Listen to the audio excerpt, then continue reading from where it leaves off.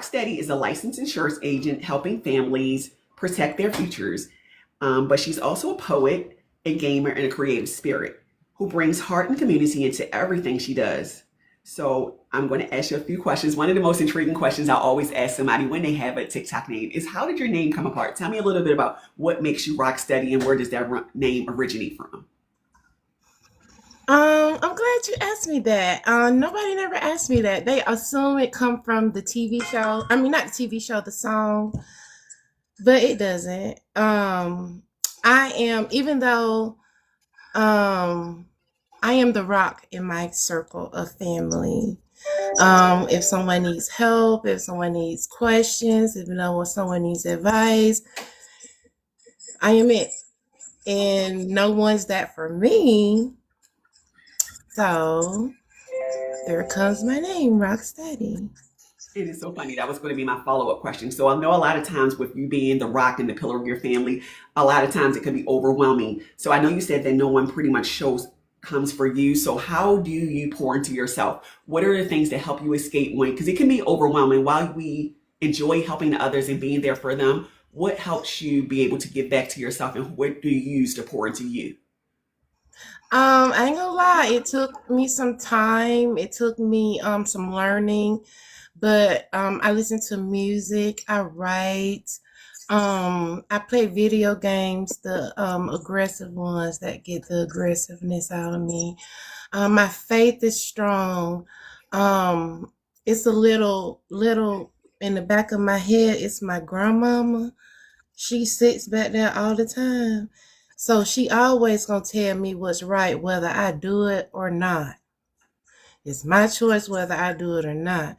So I've learned to govern myself and you know, love on myself. Okay. So I know you said that your grandmother. So did your grandmother raise you or was she an instrumental part of your upbringing? My grandmother raised me for the most part. For the most part, she until my dog got hit by a car, and oh, thank you. And she started getting nervous about me standing at the road waiting on the bus because my dog got hit by a car. So, because she stayed out of the, because I stayed in a very small town, and she stayed on the edge. So, my mom stayed more closer to the school. So I ended up going, back with her to go to school and just be with my grandmother just on my off times. So tell me a little bit like your upbringing. Where were you raised? Like what was your upbringing like? I was raised in Alabama. With my grandmama, we did gardening and we watched movies. We prayed. We worshiped. She taught me so much about life. We have long conversations. She let me paint her toenails. I was a loner kid. I was the kid who took their bike and go to all the old people house and visit them because I know they got all the good snacks. They got everything you need. So I would ride my bike to the old people house and hang out with the old people. And that was my childhood. I've always been kind of like an old spirit. So I would say your childhood kind of ties into what you do now because I know you do work with insurance and things like that. So I would say that those things sound like they kind of go hand in hand. And tell us a little bit about that because I know that you have a show in the morning where you help people with those things. So I would love for you to tell the audience because I feel like it's a need and people don't know the resources to use, especially when you're dealing with like people who aren't tech savvy or our elderly community. So you will be a great resource for those. So I would love for you to tell the audience a little bit about that. Okay. I'm officially an insurance agent, a broker. However, I've converted that into being a Medicare advocate, which is basically when I talk to my clients, I make sure that they're getting the most suitable services that are available for them at that time. I make sure I help them find doctors, If they need to apply for Medicaid, I help them apply for Medicaid in their state. I'm licensed in Alabama and Georgia. Um, so I kind of take that burden of not knowing about the insurance for the elderly, or the older people. I take that and I treat them like they're my grandmother, and I love on them, and I make sure that I do the best job for them with their Medicare. Okay. And I think that's such an amazing quality to have. It's something that when people talk about leaving behind a legacy, a lot of times people always talk about finances and homes and things like that. And so for when I think of legacy, I think of things that you're doing, things that are going to enhance people's lives, things that are going to touch people. So I appreciate what you do for everyone. Tell us a little bit about the times that you're on during the day, giving that information out here on TikTok. Well, I was doing a morning show on that in the mornings. Not many people came, so I kind of stopped that.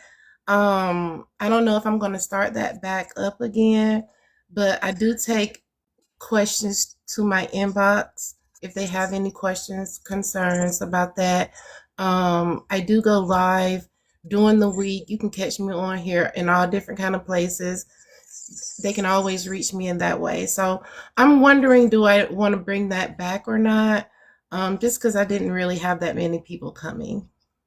Okay, and probably I would say more so is dealing with technology because the audience that you're probably gearing to, those are probably our older generation or people who don't have the technology, and the people who really need the resources are probably working during the day. So I'm hoping that's why one of the reasons why I wanted to do these type of segments so that people will know the information is out there. So even if you don't do the show, they at least have that resource. And I am going to be playing this back on YouTube, so hopefully that'll get you that audience that needs you and they'll gravitate towards you.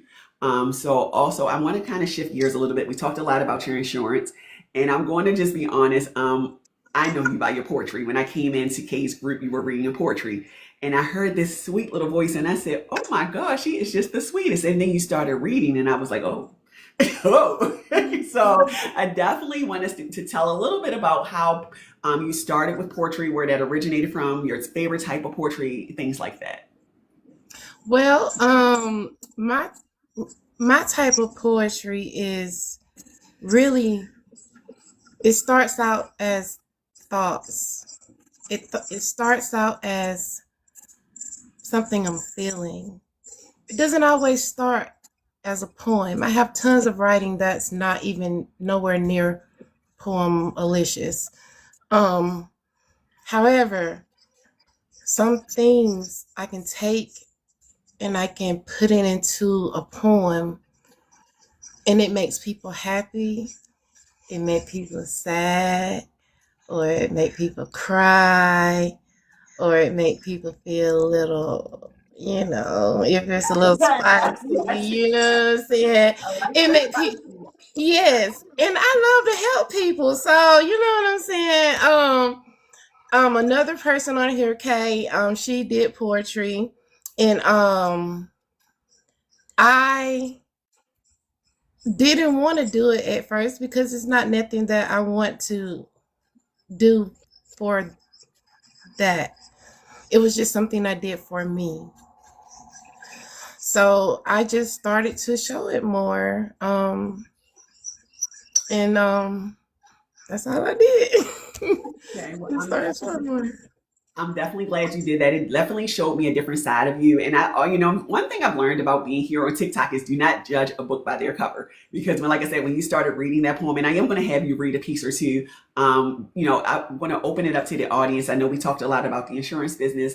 I'm going to ask you a little bit more about your poetry and where you're looking to go to with that. Then I'm going to open it up to the audience for questions before we go on to read those pieces. So I know we talked a little bit about a book, and I hope I didn't put you on the spot.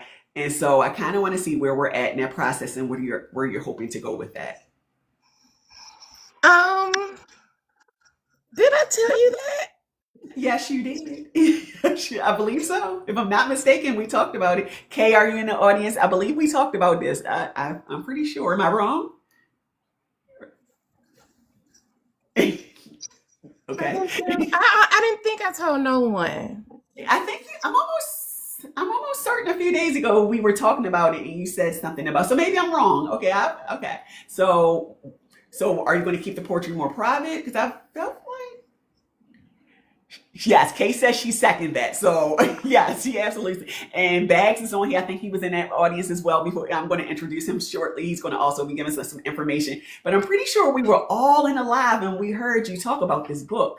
Now I didn't want to put. Chocolate is saying the same thing. I mean, there's three people that heard it, so it's okay. It's okay. It's a safe space. You can talk about it as much as you do or don't. And again, it's a venture. It's something that I feel like at this stage in our life, we jump out and we be bold. And I feel like that's something for you that you can pour into yourself. It's something you enjoy doing it, and it's just for you. When I initially wrote a book, I was thinking nobody was even going to read it. So when I wrote it with the expectations of only person that was going to see it is me and my editor. So it was just write it for you. And so if you feel comfortable talking about it, fine. If not, we will move on.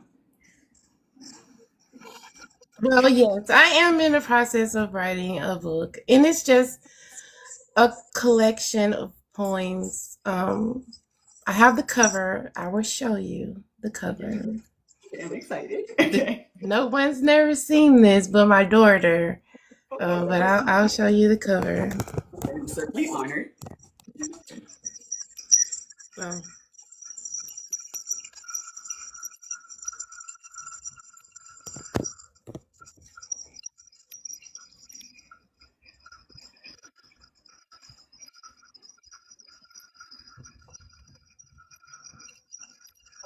Ooh, I love that. Dirt Road. Yes. Okay.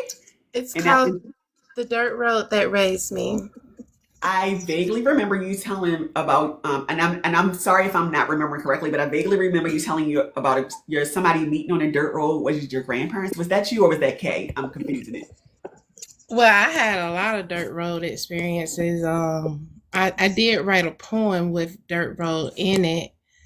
But I'm not sure. Okay, well, I love that cover. It's absolutely amazing. I am so excited that you're in the process. Like I said, I'm no expert. If you have any questions about, your book or like the process of it, I can try to help you as much as I can. But I'm definitely looking forward to helping you promote it. And we're definitely going to have you come back on once that book has been published. So I'm going to go ahead and everybody in the comments are saying they also love it. It is amazing. It's a beautiful cover, and it made me get excited for you.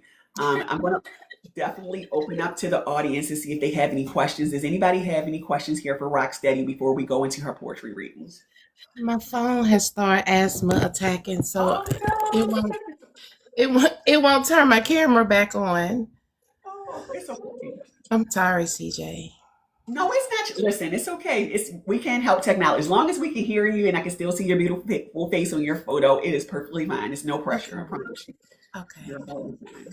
Thank you, Kay. And again, I see a lot of positive comments. And does anybody have any questions before we move on to her poetry reading, whether it's in the insurance agency? Okay, here we go. Is insurance a field that you would recommend people to pursue? And that comes from Madam 730. Well, only if you're patient, you got to be patient. That's the number one thing in the business and with dealing with the clients. Because a lot of people don't know what to say. A lot of people are hesitant because there are a lot of false people pretending and taking people's information. So you have to be patient. That's what I've learned so far. You could become absolutely set if you have the right marketing. If you have the right marketing and you're able to reach enough people, this business is, I have the people that I work with, some of them don't work but for 3 months and they make hundreds of thousands of dollars. Oh, wow. That's incredible. It sounds like I maybe need to get some information from you. Definitely, I love serving the community. I love serving people. And so maybe I'll get a little bit of information to see how that works out. Um, we also have another question, but before I come to you, I'm going to pin this question right here from Lady Lovelace. I had another question, and I think it is, I'll come back to it. I'm going to answer her. So she said, you have a lot of dirt road experiences. Which is your favorite or the one that you think about the most? Well, it will be the dirt road where my grandmother lived.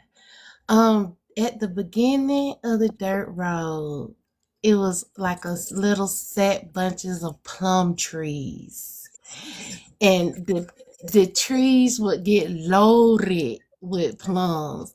And then once you go walk down the road a little bit more, we got some berries on the side. You know, like you see those vines in the bushes and it has those berries on it. We Yeah. got berries on the side. And I knew when I came down the dirt road, it was to my grandmama's house, and it was going to be to most snacks. We're going to have pears. We're going to have apples. We're going to have figs. We're going to have watermelons. We got peaches. It's like a whole, it was a fun dirt road to go down. It was a fun dirt road to go down, and I loved to go down it. Just in that, my to see my grandmother, because my grandmother, she was so nice. People would call her for advice all the time, but you would never see any. She wouldn't ask nobody for no advice, but people would always call her for advice all the time. And she was tell me sometimes, she said, sometimes you are the shepherd, meaning Mm. that you do not, a shepherd does not have anyone leading them. They are leading the sheep. So sometimes you are that. So that dirt road was the most best dirt road ever, for me. And I love how you told that story. I literally could picture myself walking down with you during that dirt road. So it's something about you, it's the poet in you that allows you to even go back to that and describe it in such a way. So that right there tells me that you have raw talent. Somebody asked also, were those blackberries? Um, at that time, I don't know what kind of berries they was, but they probably was mulberries. Because mulberries do grow wild a lot down here. It could have been mulberries. At that time, only thing I knew was eat them. They're edible. I can definitely relate to that. I didn't grow up on a dirt road, but where I grew up in Baltimore City, the lady across from us had like a pear tree and somebody else had another tree, and we would sneak over into their yard and steal their fruit. So I can definitely relate to that. Kobe asks, what do you see as your most precious quality? My I think probably my patience. I'm an observer by nature, and you.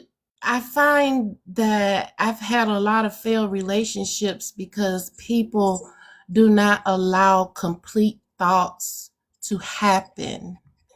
They listen a lot of times, and like for instance, if someone's going to have a conversation with you and you're trying to explain something to them and they're cutting you off in the middle of it and they're trying to address that, like you haven't heard the complete thought, so you really can't even respond quite yet.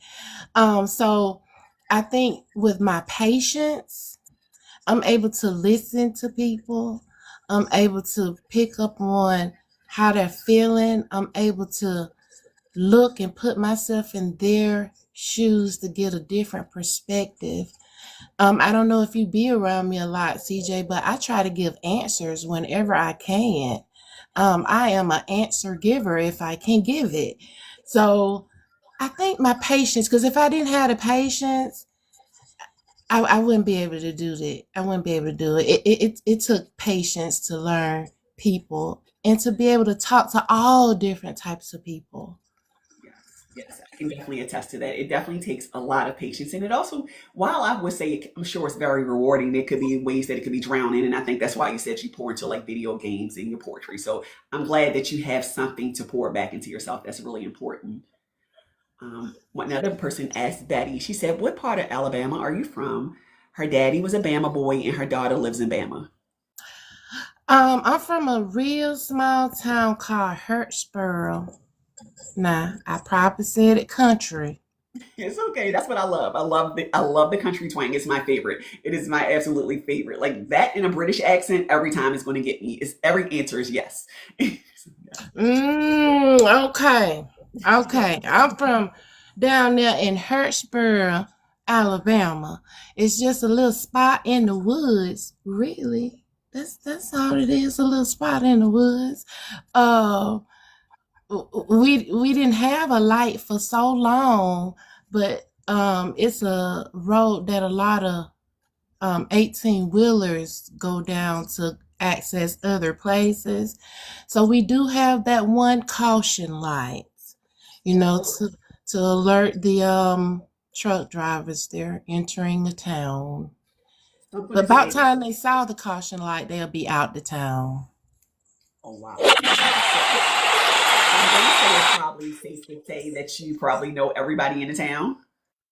You pretty much know everybody in the town, or everybody know you in the town. Like me, I'm not a nosy person. So I know people by seeing them. Like, oh, I know I saw such over there.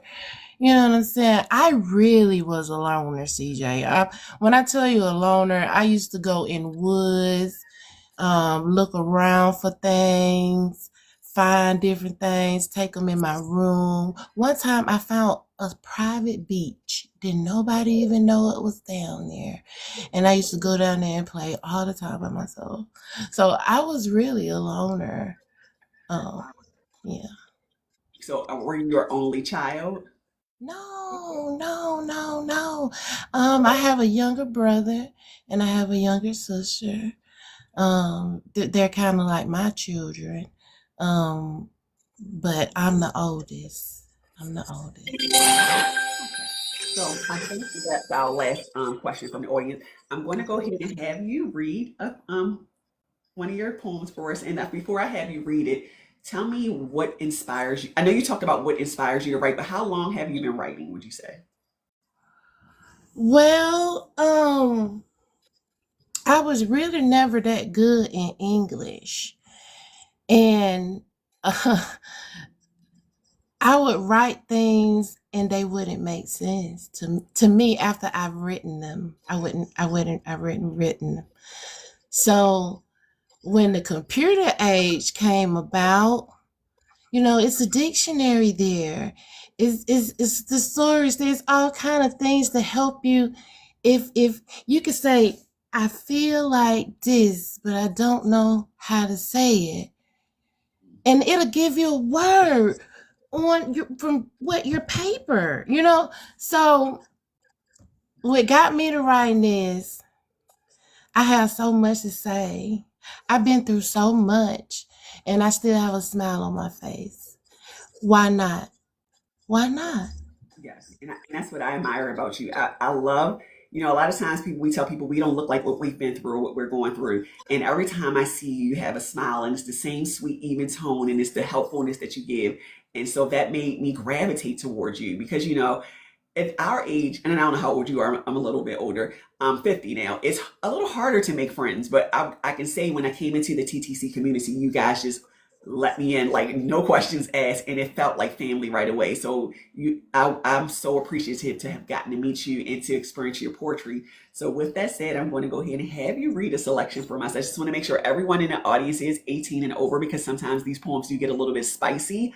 So if you have any little ones in the room or you're not 18 or over, which you should be because the live does indicate that, we're going to have you exit to the left. Well, I did have one that anybody could listen to just because I know you put your stuff in places. So I Whatever just you feel, all of my platforms are 18 over. So whatever you can read one, you can read one that's spicy, not spicy. Whatever you feel comfortable with, I'll let you take lead. There's no rules here. That's why it's called raw and unfiltered. So you're fine. okay. Okay. Since I talked about my grandmother in the book that I'm writing, I have a poem that's dedicated to her. I can read that one. It's called For My Grandma. The first warm embrace I ever knew came softly and steady. It came from you, my foundation, my rock, my guiding light. You held me close and made the world feel right. I see your Louis Vuitton, black steel in your hand, and the two you carried always close at your stand. I admire your patience, your wisdom, your grace, the gentle strength written deep in your face. I miss your voice calling, Peaches, get a melon, bring me a knife, and the laughter that's swelling. I miss our quiet nights with movies and ice cream, grilled cheese on the plate, living a dream. I miss our garden, sunlight on our skin, playing grandma and granddaughter, letting life in. I miss the little moments, the simple things, the joy your presence alone would bring. You give me courage, lessons, and love. A light shining always like stars above. Born March 12th, 1919. Grandma, your spirit lives in all I've seen. Though you're gone, your heart stays near. I feel your love with every tear. I am strong because you taught me to be forever your girl, always in memory. That was absolutely beautiful. It was so beautiful. And I'm sure your grandmother is looking down, listening, and smiling and proud of the woman that you've become. Mhm. I can tell you're a beautiful spirit inside and out. It's no pretense. I can always tell. So I appreciate you taking the space to read that. I'm going to give you a moment because I know that was a lot. It was really, really beautiful. I think everybody in the audience would agree, all the claps, all the different things, and everyone just had so many amazing things to say about you. One of the last things I'm going to do is wrap up with you before we go into our next guest. I do know that you said you don't necessarily do go live with the insurance information as much anymore, but I do know that you have some other things that you do during the week. So I would love for you to tell the audience a little bit about your game show. Oh, yes, yes, yes, yes. On Friday nights, we switched it to Friday nights. I play a game that's called Naughty or Nice. It's a game on wordplay. The clues sound kind of spacey, but the answers are not. And I play that on Fridays. Usually start that around 11, I think. 11 Is that Central Time, Eastern Time? Eastern time. Eastern time. So 11 p.m. Eastern Time, you can find Rocksteady playing Naughty and Nice. I've had the pleasure of playing, I believe, twice, and it's really a good time. I had never experienced a game like that before, so I am definitely looking forward to meeting you at 11 p.m. Before we go into our next guest, is there any last minute questions for the audience? Everyone in here is saying how beautiful your poem was and nothing but positive things. So I want you to encourage you to look through those comments because everything they're saying about you is 100% true. Oh, thank you. Thank you, guys. And so, Rocksteady, I definitely want to thank you so much for taking the opportunity to come onto the show. You can either hang out here if you like, or I'll have one of my mods drop you down. Whatever you feel more comfortable with is totally fine with me if you just want to hang out. Okay, I'll hang out. I just mute up. Okay, thank you. Okay, so my next guest tonight coming on is a former federal agent, officer, private investigator, and international trainer working with police forces overseas. He's a dad of 6. He's also a heart attack and stroke survivor who now spends his time creating graphic art and writing stories. I also heard that he also was a former entertainer, so I don't know. He didn't write that in his bio, so I'm not going to pressure him to talk about that. But if he wants to, we're going to open up that door. Bags, are you here with us?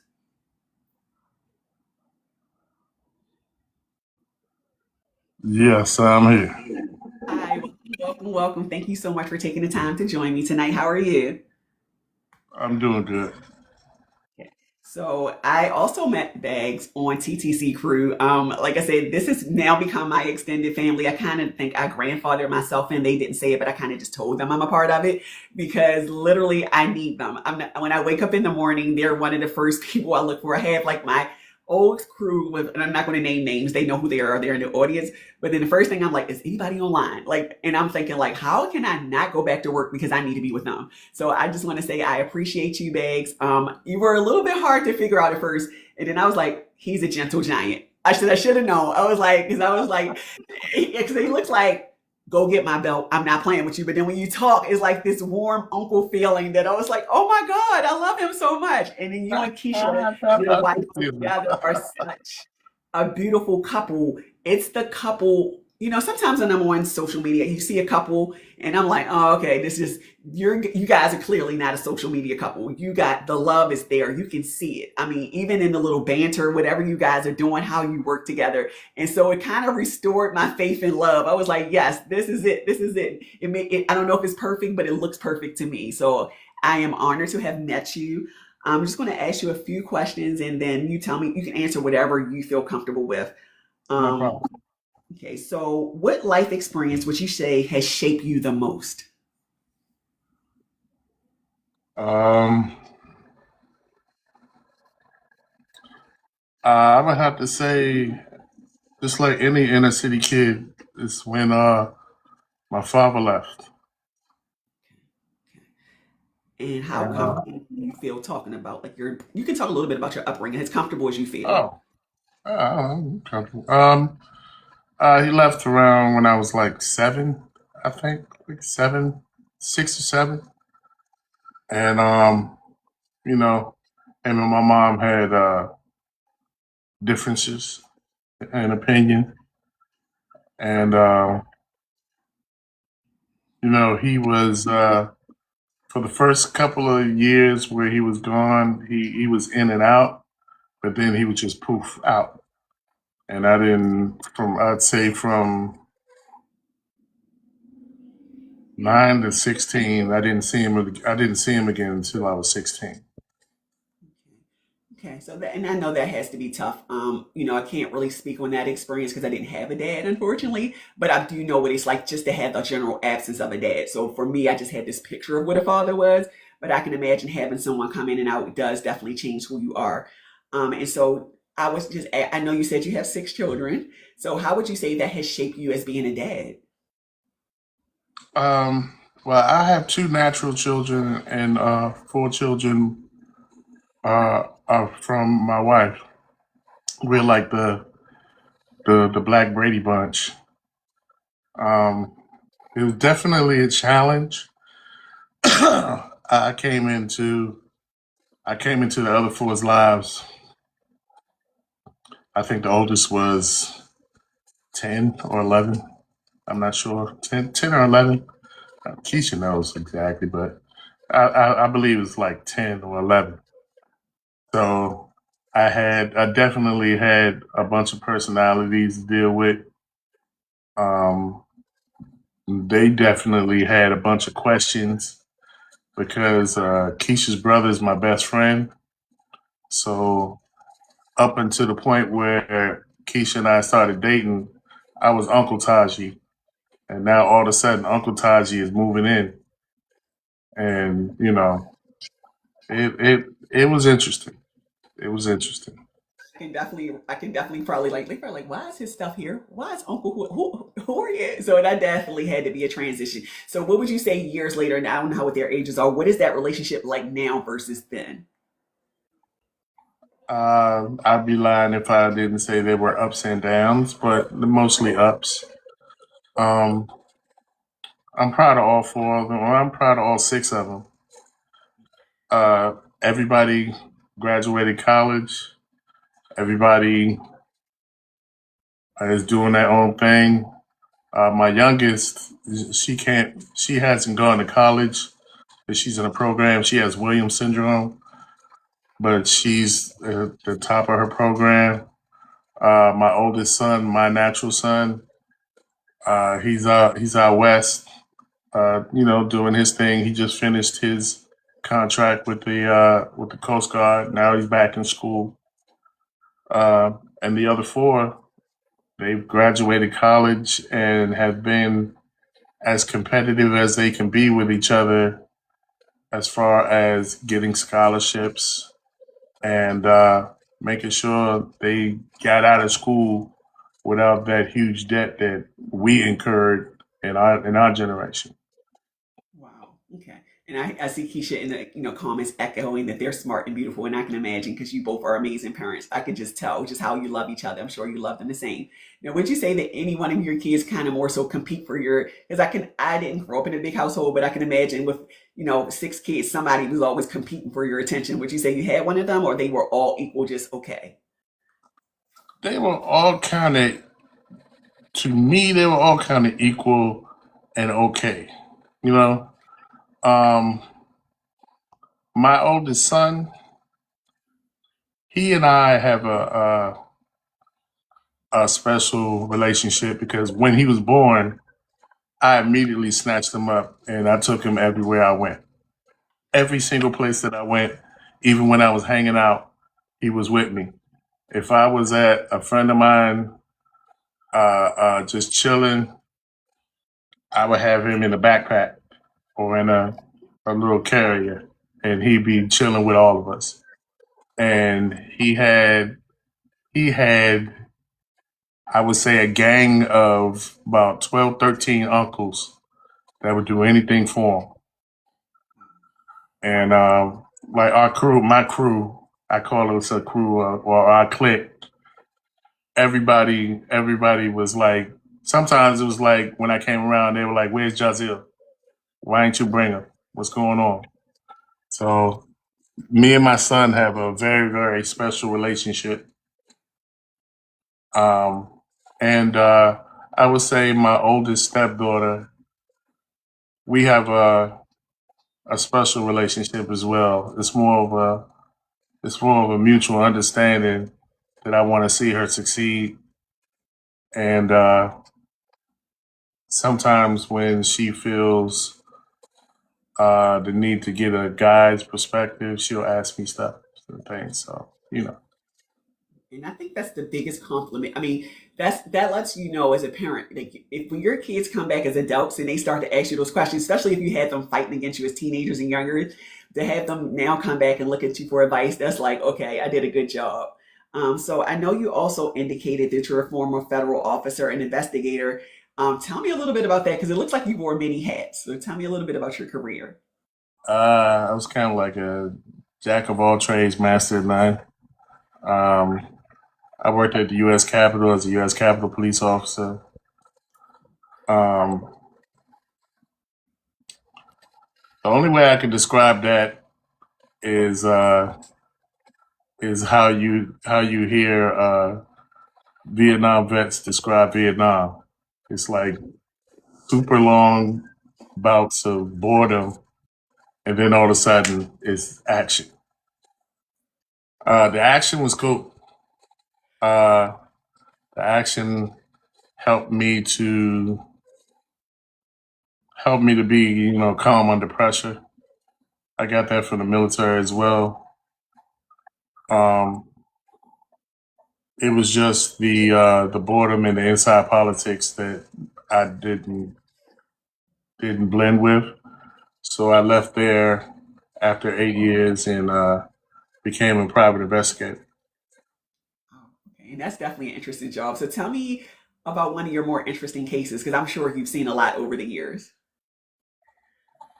I was working on a lot of workman's comp cases, and I'm a gadget freak. So I went and got all the PI gadgets, like the work badge that was actually a camera, the pen that was actually a camera and recorder.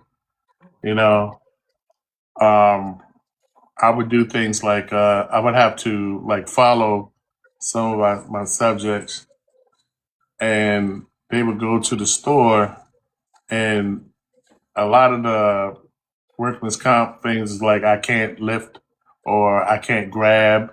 I have carpal tunnel so bad that I can't grab or I can't lift something or I need help walking and stuff like that. So it was my job to videotape them walking and lifting and stuff. So it was one guy I had the hardest time trying to get to him. I finally got him. I finally followed him to the store. I followed him around the store with my badge camera, and I would take my pen camera and I'd throw it down the aisle to get another view of him like bending down and stuff. So I got a lot of good footage of him bending over, picking stuff up from the bottom row, picking up 50-pound bags of dog food and stuff like that. And he lived out in like past Salisbury, Maryland, like all the way to the water, all the way to the bay. And I had to follow him follow him there one day where he was staying because I could never catch him at the trailer park where he said he lived at, but he didn't live there. That was just a fake address. And I followed him. I parked down the street from his house, and I was steady, videotaping him. And I was like, okay, I came all the way out here, so all I got to do is catch him bringing the stuff out, and then I can leave. Well, he gets out and he starts taking stuff out, taking the regular groceries out. He's carrying a bag in each hand, walking in the house, and he's getting ready to pick up the dog food. And his wife comes outside with a cane in her hand, and she like shoves it in his hand and points at me and goes like that. And I'm steady going like this. A little too late. And it was a little too late. And he dropped to the ground. The dog food fell on his head and it rolled over into his lap. And she picked up the dog food and took it in the house. And he acted like he had a hard time getting up and was limping into the house and stuff. So I got all that and I videotaped all that. And I took it back. And he ended up having to pay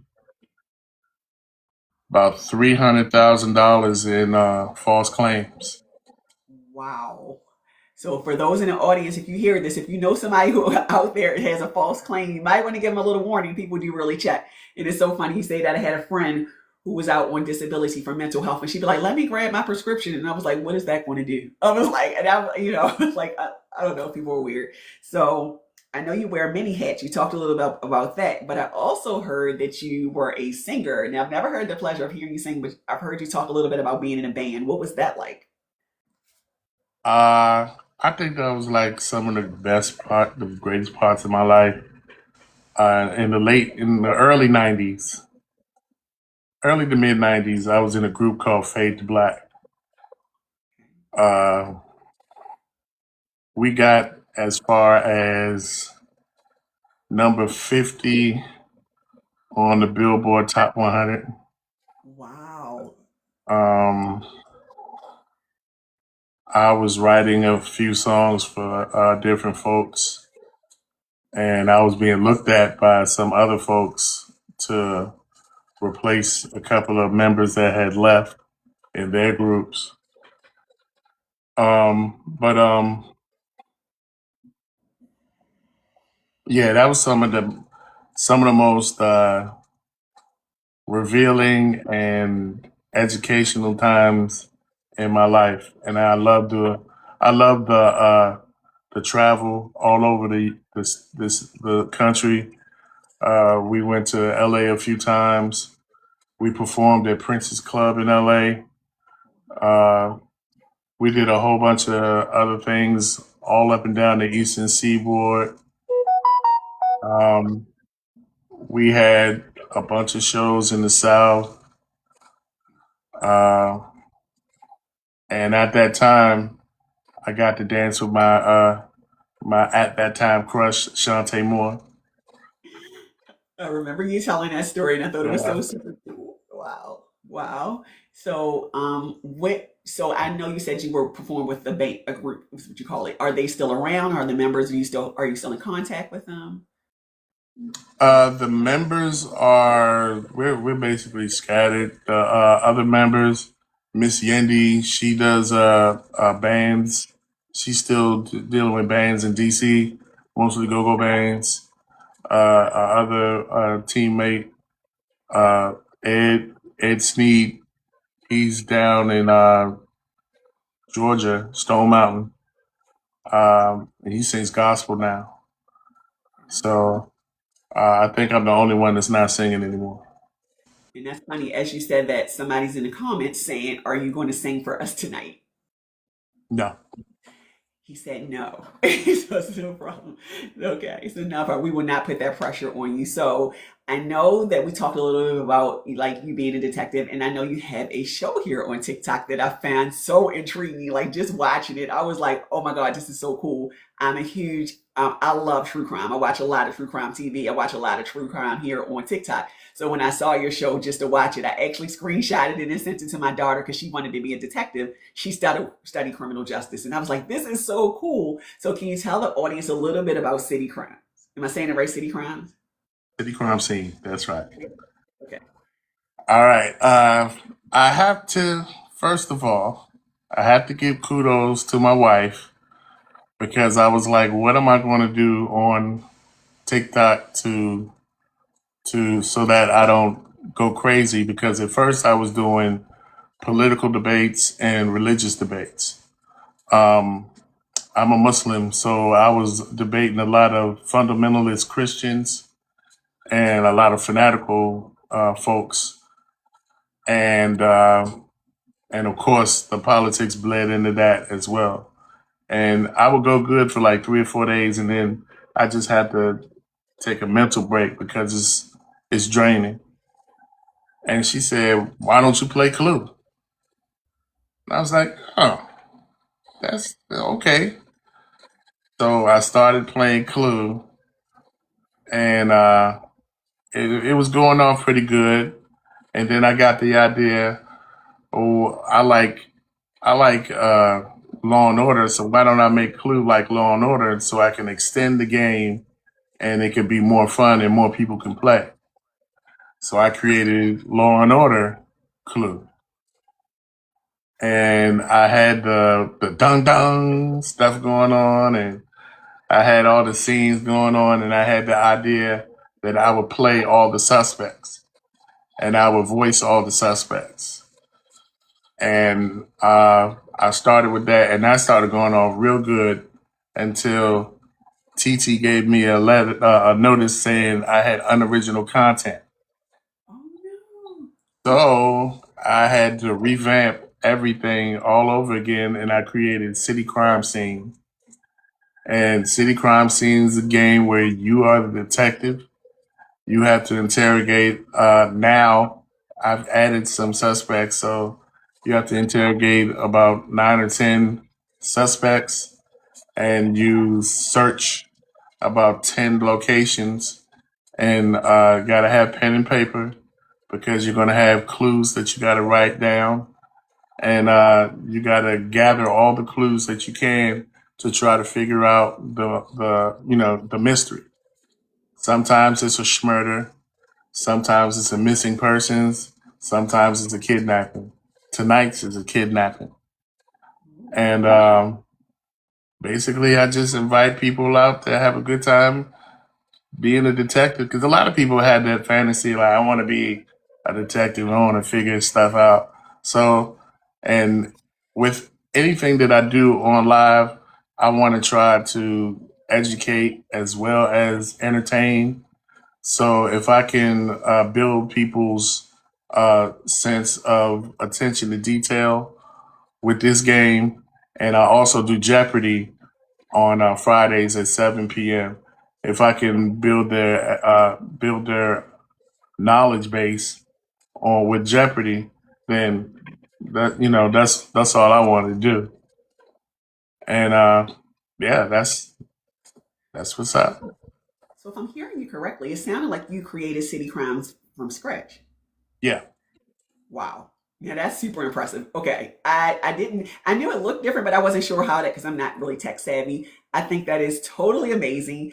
I would love to see that come outside of TikTok. As soon as you said that, I pictured high schools and like I don't know, like rec centers and things like that for kids to get an opportunity to lead them to that field. So I think that's such an amazing idea, and I'm hoping that you can expand on that. Again, if anybody is interested in playing City Crimes or Jeopardy, you can definitely join Bags on and tell us the times and days again. Excuse me. City crime scenes is Tuesdays and Thursdays at 9 p.m. Eastern. Take your time. Sorry, I have allergies. And Jeopardy is at Fridays at 7 p.m. Eastern.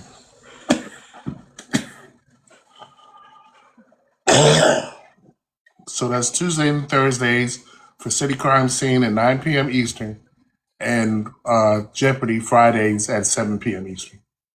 Okay, well, I definitely encourage each and every one of you guys to go in here. I know you had to put a lot of work into that game. Just looking at it was intimidating for me. I was like, I'm gonna sit in the audience and just watch and participate. But it looks like such a cool experience. I think that you have to be super intelligent to even create something like that.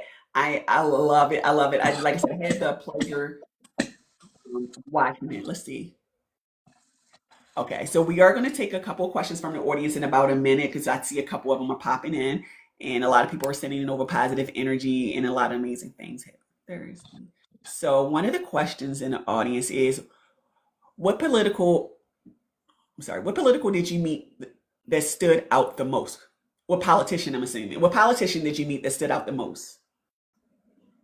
I was there when Obama became the senator. Okay.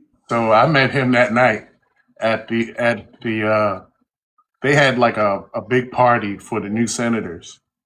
And I met him I was working security at the party. I met him there. I met him and Michelle. Oh, wow. And I must say she was twisted. But he That was doesn't cool. surprise me. That doesn't surprise me at all. Something about her says that she gets down.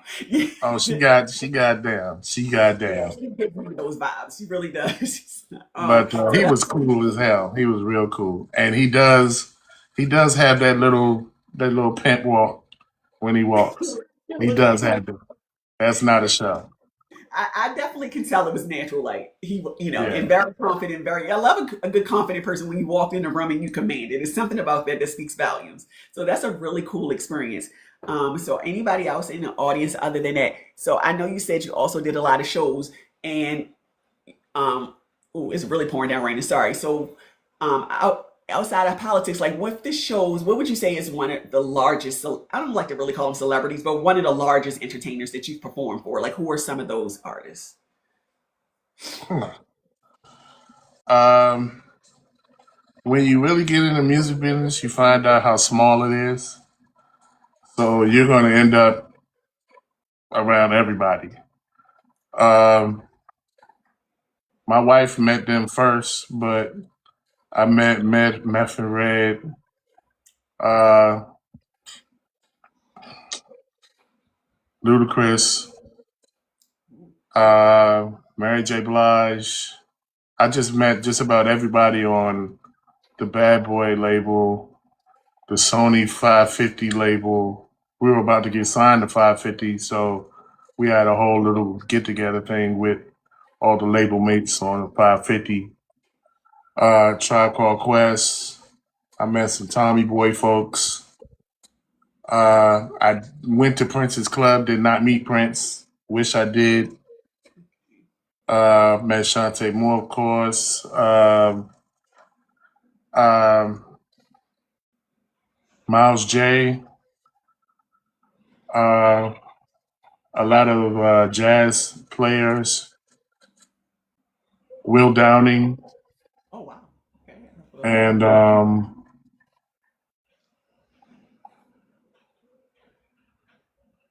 Mark is a trumpeter by the name of saxophone player by the name of Alvin Guff.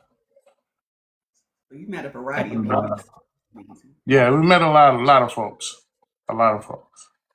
So I heard you say before you were about to get signed, what, if you mind, not mind, don't mind talking about that. What happened with that? Like, what stopped that from happening?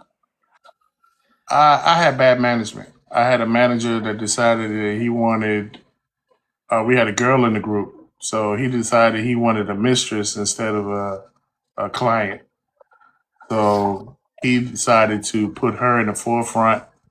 And while he was marketing us, we had a pending deal with Sony 550, but we also had a pending deal with another label. And like I said, the music industry is about the size of a flea's back leg. And those A&Rs were dating each other. So they came out, they were dating one day, and I found out from a friend of mine that knows both of them. He said that they said we have a new group that we want to showcase. Listen to this. And one played the demo, and the other was just about to put the demo in. And they say, oh, they're trying to play us against each other. So we get all the way up there, and we're in the offices at 550, and they're treating us so nice, and we see the table with folders on the table, bottles of champagne, and we like, oh, we about to get signed. We got so sized, and we was about to go into the conference room. They closed the door to the conference room and said, we'd like to ask y'all to leave. Oh no. So that had to be really devastating. So would you say that was the end of the group, or did you guys still try to pursue it afterwards, or how did that go? Oh, that was the end of the group. That That was was it. it. That was it. That was done. Um, I didn't want to sing after that. Yeah, and that's really I devastating. ended up singing and going back on with another group, but I really didn't. At that time, I didn't want to do it anymore. And is that when you were saying you went into criminal justice or to the army, or is that how you led you there, or when time was that? I went into the army out of necessity. I was 23 and I just had a kid and I needed insurance. Okay, So okay, okay. So you're very well rounded. I love listening to you all the time, and even when you're just speaking regular, and I listen to you guys during the group, I just feel like you're so intriguing, and I just think you're very knowledgeable, very kind-hearted. So I am so honored to meet you and interview you today. I did see one more question in the audience. Someone asked, Lynette said, "Would you like to be an actor?" would I like to be an actor? Uh, I don't think I got the looks to do that. I Keisha, think you was over here. Yes, you do. You absolutely have the classic man, actor look. You really do. Yes. And the uh, voice. Yes, you do. Okay. And so I know you talked a little bit about surviving a heart attack and stroke. How has that impacted you, if at all? Does that have a major impact on your life, or what does that look like after being a survivor? Has it given you like a new look on life, or? oh, it definitely gives you a new look on life because when I had the heart attack and stroke, it shut down my kidneys, and now I'm end stage renal failure. I'm on dialysis 3 days a week, and basically from 2015 to I would say a couple years ago when I caught sepsis, I coded about 8 times. So they literally had to bring me back around 8 times, and a few times I do remember, sometimes I don't. And it gives you a perspective of you know make good on what you got right now while you got it. Give it your all, and then lets you know. It really lets you know who's in your corner. I can honestly say that my wife saved my life. She watched me like a hawk. She hovered over me like a Black Hawk helicopter, making sure that nobody did anything that they wasn't supposed to do. She learned how to read the machines. She taught herself how to read the machines. She was able to know when I was able to regulate my own blood pressure.